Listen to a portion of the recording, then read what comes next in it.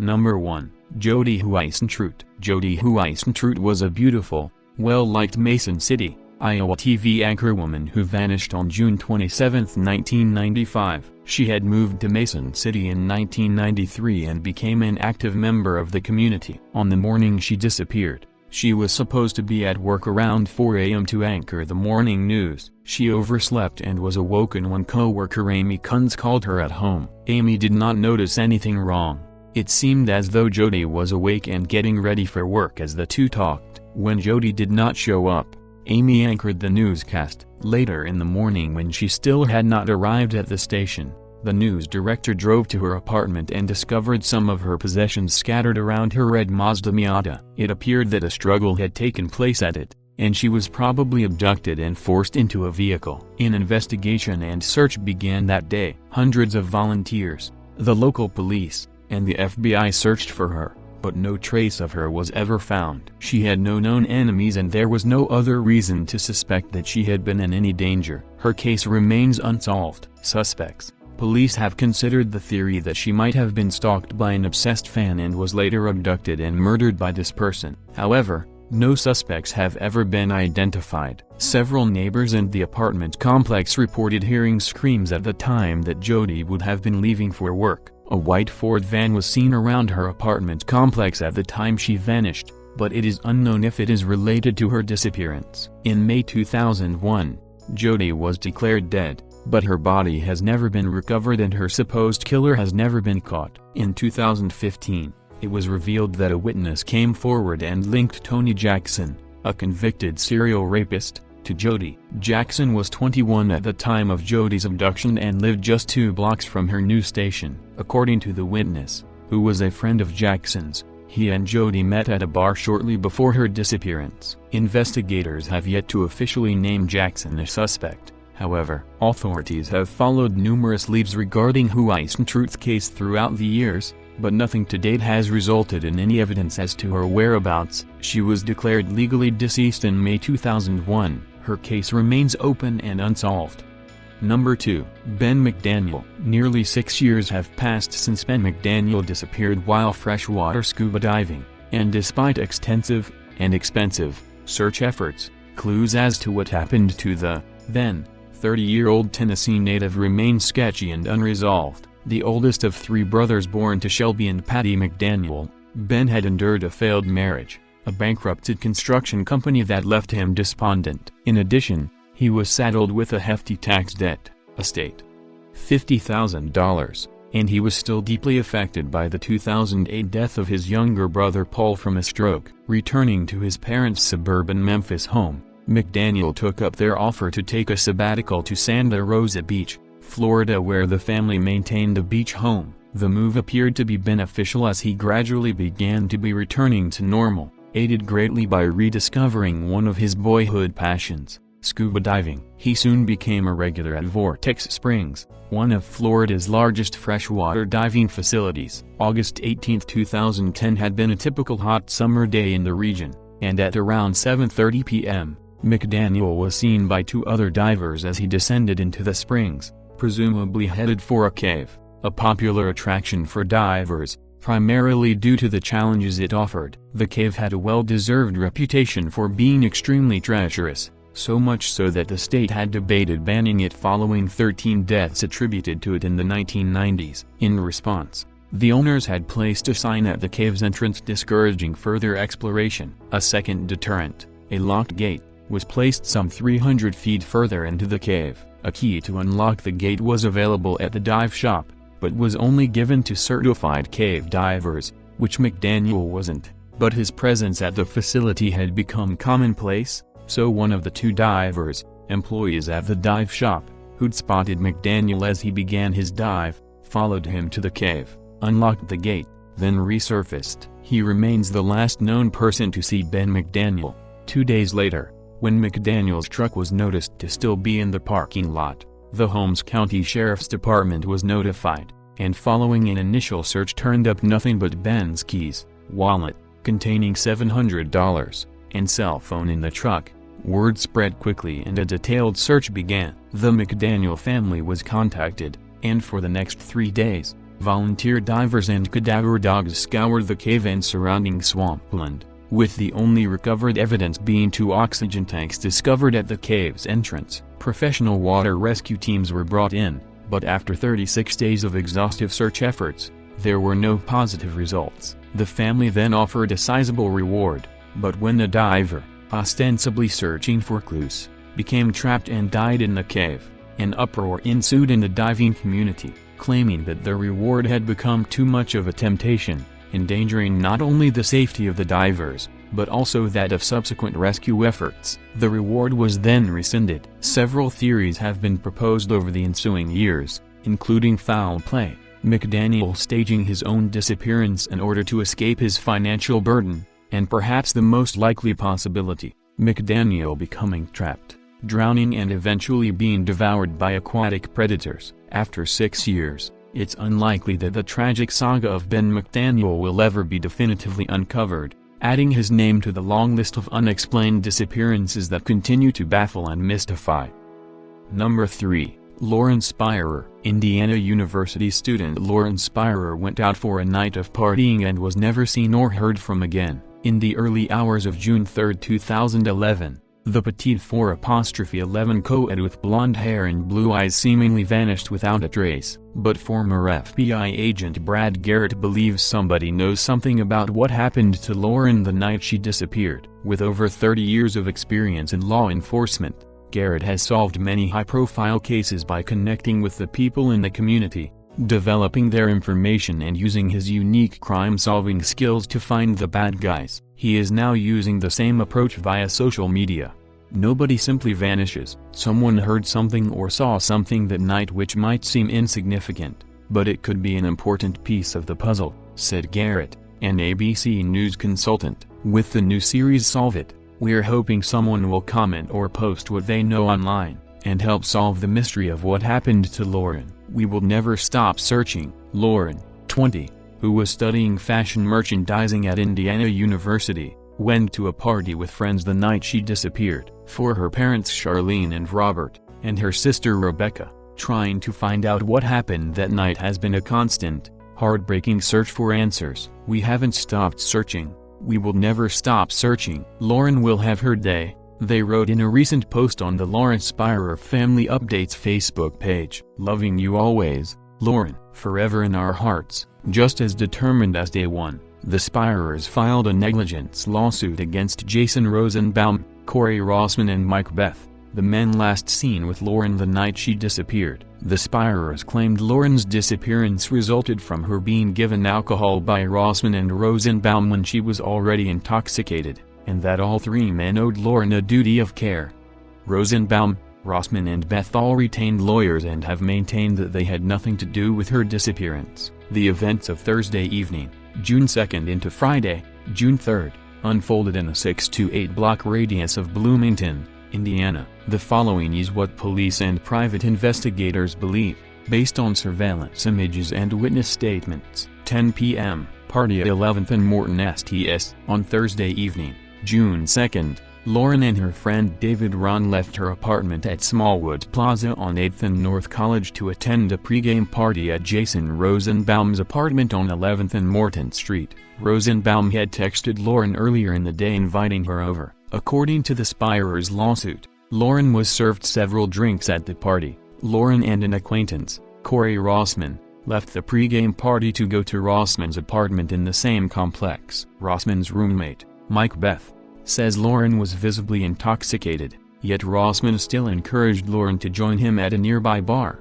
The lawsuit alleges. 1:45 a.m. Kilroy's Sports Bar. Rossman and Lauren arrived at Kilroy's Sports Bar on Walnut Street. Lauren was served more drinks and became increasingly intoxicated. According to the lawsuit, at least one witness observed Lauren needing assistance from Rossman to stand straight and walk. Lauren left her shoes and cell phone at the bar. 2:30 a.m. Lauren returns home. Investigators say surveillance video showed Rossman and Lauren heading back to Lauren's apartment at Smallwood Plaza. Spirer was observed by multiple individuals in a distressed, incoherent and non-responsive state near the elevator on the 5th floor, where her apartment was located. The lawsuit says Rossman was confronted by one of these individuals, a male later identified as Zach Oakes. According to investigators, Rossman argued with him, and Oakes punched him in the face. 2:42 a.m. Lauren leaves Smallwoods Plaza. Lauren and Rossman left Smallwoods Plaza. Video surveillance showed Lauren stumbling as Rossman helped her walk along a debris-strewn path. According to investigators, Lauren, who was barefoot and intoxicated, dropped her keys and ID in the alley. Lauren and Rossman made it back to his apartment at 11th and Morton. According to what roommate Beth told investigators, Rossman was unsteady, then fell and vomited on the stairway up to his bedroom. Beth suggested Lauren stay on the couch and go home in the morning, but she refused. According to her parents' lawsuit, Beth called Jay Rosenbaum for help, and Lauren went back to Rosenbaum's apartment. According to Rosenbaum's statements, he also encouraged Lauren to stay over, but Lauren again refused. 4:30 a.m. Lauren walks into the night. Rosenbaum says that Lauren decided to leave, and he watched from his small balcony as she walked to the corner of 11th and North College. He told investigators that he thought he saw someone in the shadows intercept her. Lauren was never seen again, and surveillance cameras never captured any images of her on the route home. Lauren's boyfriend, Jesse Wolf, reported Lauren missing after sending her text messages and getting a reply from an employee at Kilroy's, where she had left her phone. In the days and weeks that followed, investigators and students scoured Bloomington for any sign of Lauren. Despite a lengthy investigation and more than 2,500 tips, nobody has been arrested or named a suspect in Lauren's disappearance. Charlene and Robert Spirer filed a negligence lawsuit against Rossman, Rosenbaum and Beth, all of whom insisted they had nothing to do with her disappearance. Rosenbaum passed a polygraph test, according to his lawyer, and Beth was dropped from the suit. The court eventually dismissed the claims against Rosenbaum and Rossman because the Spirers could not show what happened to Lauren, nor that her intoxication caused her disappearance. In October 2014, the Spirers appealed the dismissal. They have refused to comment for fear of jeopardizing the case, yet their private investigator says they remain haunted by not knowing what happened to Lauren. Remain haunted. Number 4. The Lost Boys. On the late evening of March 17, 1995, after a spring break party which included copious amounts of alcohol, 6 teenage boys from Pickering, Ontario, left the party. That was the last time they were ever seen. Witnesses and evidence suggest the boys went down to the beach looking for adventure. Once there, they may have stolen a 4-meter imitation Boston Whaler motorboat and a 3-wheeled paddle boat from separate marinas on Frenchman's Bay. Then, it is believed, they headed out for a joyride on the cold, icy waters of the lake without life jackets. Before they left at around 12:50 a.m. on Friday, the boys told a friend they were going to goof around on a boat. The boys were all students and friends at a local high school. They included Jay Boyle, Michael Cummins, Daniel Higgins and Chet Smith, Robbie Rumbolt and Jamie LaFaver. The only evidence of the boys' fate included, at 1:48 a.m. a surveillance camera caught 3 of the boys, Michael, Jamie and Robbie, entering East Shore Marina. Somewhere between 2:30 and 3 a.m. some local residents heard the sound of a motorboat out on the lake, and, finally, the next morning, 2 boats were reported stolen from 2 marinas. The police believe the boats capsized and hypothermia gripped the boys within minutes. The boys were first reported missing by worried girlfriends on Friday. The police did not treat their concerns seriously until Saturday afternoon, when they connected the boys to the missing boats. By 2 p.m. Saturday, 36 hours after the boys were last seen, a massive search was underway. Durham police were joined by the Toronto Police Marine Unit, the Coast Guard, Hercules C-130 aircraft and a helicopter from the Air Sea Rescue Unit at Canadian Forces Base Trenton.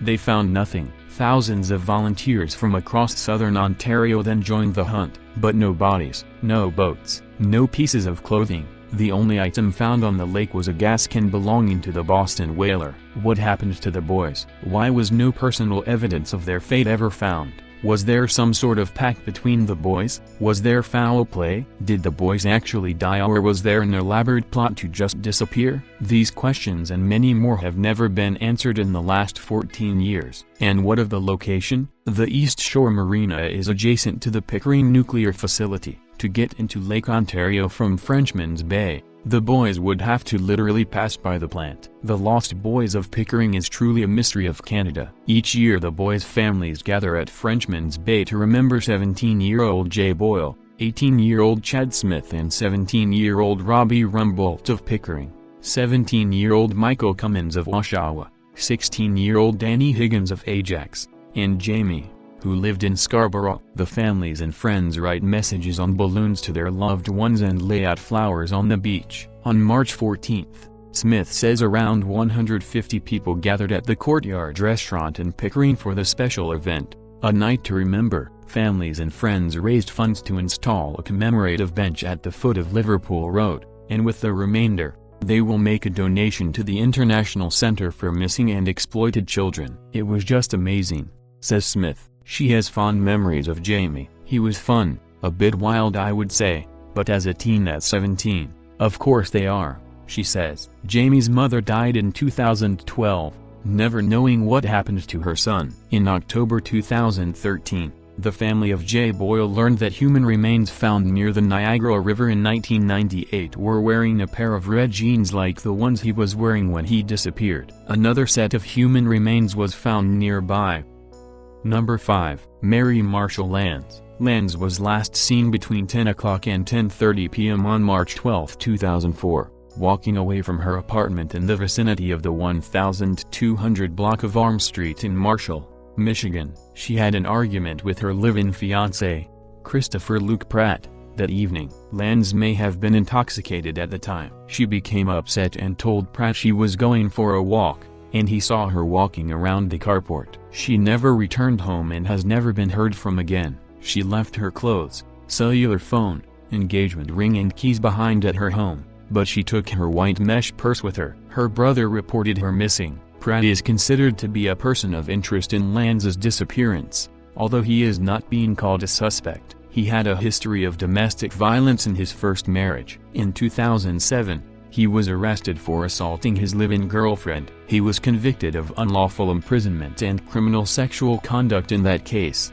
but he has never been charged in connection with Lands's disappearance. A photograph of Pratt is posted below this case summary. Dogs tracked Lands is sent to a nearby motel after she went missing. There was no indication of her whereabouts at the motel. However, Lands has not used her bank account or credit cards since her disappearance. Police are calling her disappearance suspicious. Lands has 2 adult children. Most of her family lives in California. Her parents moved there only days before her disappearance. Foul play is suspected in her disappearance. Her case remains unsolved. She was declared legally dead in April 2011. For a dozen years, the family of Mary Lands has searched and waited. It has been a struggle. Anita Marshall, Lands' mother, said Saturday, "She didn't just walk away. We knew she would never do that to us." Lands was 39 when she disappeared from Marshall in 2004. Her fiancé at the time, Chris Pratt, told Marshall police they had argued and at about 10 p.m. on March 12, 2004,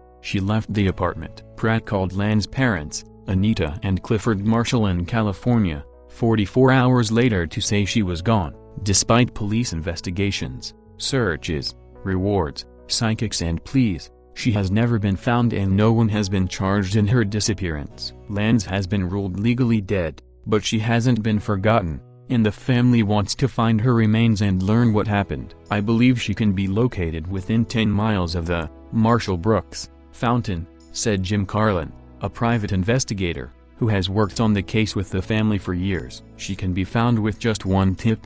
About 20 friends and family gathered Saturday at Craig K. Camp Funeral Home at 723 Old 27 in Marshall to mark the 12th anniversary of her disappearance. "We are here to celebrate the life of Mary Denise Lands," Carlin said. "This is the 12th year and we will continue to do this until we bring her home." The Reverend Jim Cody prayed for peace for the family and said, "As you struggle through this time, remember she may be gone from your sight but not from your memory." Carlin said both Marshall Chief Jim Schwartz and Calhoun County Prosecutor David Gilbert, who both attended the vigil, are committed to solving the case. "You have to have hope that we are going to bring her home," Carlin said. Sally Miller Cheek, volunteer and training coordinator at Safe Place, a Battle Creek shelter for victims of domestic violence, said she didn't know Lars, but in her honor she attended to speak about the problem. The family of Lars learned after her disappearance that she had been a victim of domestic violence.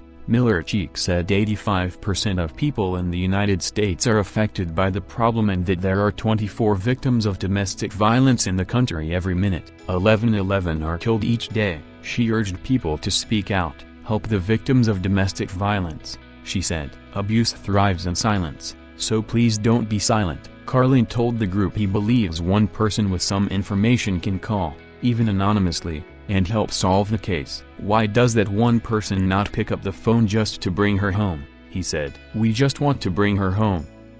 Number 6. Lars Mittank. On June 30, 2014, Lars Mittank, 28, traveled to Golden Sands, Bulgaria with a group of friends. The resort town is a popular destination for young Europeans. The group stayed at HVD Viva Hotel and planned on heading home July 7. On July 6, Lars got into a fight with 4 other men over sports teams. Lars was hit in the ear and suffered a ruptured eardrum. A local doctor who examined him told him he could not fly home the next day as planned. Some reports say he was allowed to fly, but Lars told his mother he was not, or that he chose not to fly home, and prescribed Lars the antibiotic cefuroxime 500. His friends wanted to stay with him, but Lars insisted he would fine by himself. Lars' friends flew back home while Lars rented a cheap room at Color, a local hotel near the center of Varna. That night, he called his mother in Germany and told her he was being followed and did not feel safe staying at this hotel. He claimed 4 men were following him who wanted to know what the tablets were. He wanted to cancel his credit cards and stated here was something strange about the hotel. His mother booked him an airplane and bus ticket for home the following day on July 8, 2014. On July 8, Lars headed back to Varna airport via a taxi, hoping that an airport doctor would allow him to fly home. This is where the case gets freaky. Lars is seen on the airport security cam walking into the airport with a red and black backpack and carrying a large duffel bag in his right hand. He's wearing a yellow short-sleeved shirt and jean shorts. He stops and talks to a woman. It appears he's asking her something, perhaps how to get to medical services. After he arrives at medical services, he spends about 45 minutes there. An unknown male walked into medical services dressed like a construction worker. When Lars saw this man, he became anxious, mumbled something to the doctor, then sprinted out of the airport, leaving his luggage and backpack behind. He lightly jogged across the parking lot and scaled a fence. He continued running out of camera's view. Lars disappeared after that, and has not been seen since. Lars had no history of mental illness. The internet is rampant with theories as to what happened to Lars. Everything from organ trafficking to Lars being a drug mule to Lars having a bad reaction to the antibiotic he was taking to a head injury from the fight he got into. However, there is no evidence to suggest either of these things happened. There was an unconfirmed sighting of Lars around Easter 2015, April 5. A truck driver claimed he gave a young man a ride who matched Lars' description. However, it is not known where he took the young man. Number 7. Emanuela Orlandi. The Holy See was directly involved in the disappearance of 15-year-old Emanuela Orlandi in 1983, according to a contentious accusation by the Catholic Church's leading exorcist, the Reverend Gabriella Amorth, claimed that the girl's kidnapping was a crime of a sexual nature. Parties were organized, with a Vatican gendarme acting as the recruiter of the girls, Amorth told La Stampa. According to a translation by The Telegraph, the network involved diplomatic personnel from a foreign embassy to the Holy See. I believe Emanuela ended up a victim of this circle. Amorth, who was appointed by Pope John Paul II and has carried out tens of thousands of exorcisms, is no stranger to controversial public statements. According to The Sun, the exorcist has called Harry Potter the work of the devil, and has claimed the devil was at work in the Vatican when discussing the Catholic Church's sex scandals. Clues to the missing girl's whereabouts had pointed in several directions, including toward a Turkish gunman who attempted to assassinate Pope John Paul II, The Telegraph reports. On May 14, one rumor led Italian police to exhume the grave of Enrico De Pettis, a member of Rome's Magliani mob who was killed in 1990. The Associated Press reports, a one-time girlfriend previously said De Pettis committed the kidnapping, and an anonymous call to a television show in 2005 suggested clues on Orlandi's fate lay in the dead mobster's tomb in Basilica of Sant'Apollinare. A set of bones not belonging to Depetus were found, but the identity of the remains has yet to be released. The Vatican insists it has done everything in its power to help solve the mystery of the missing girl.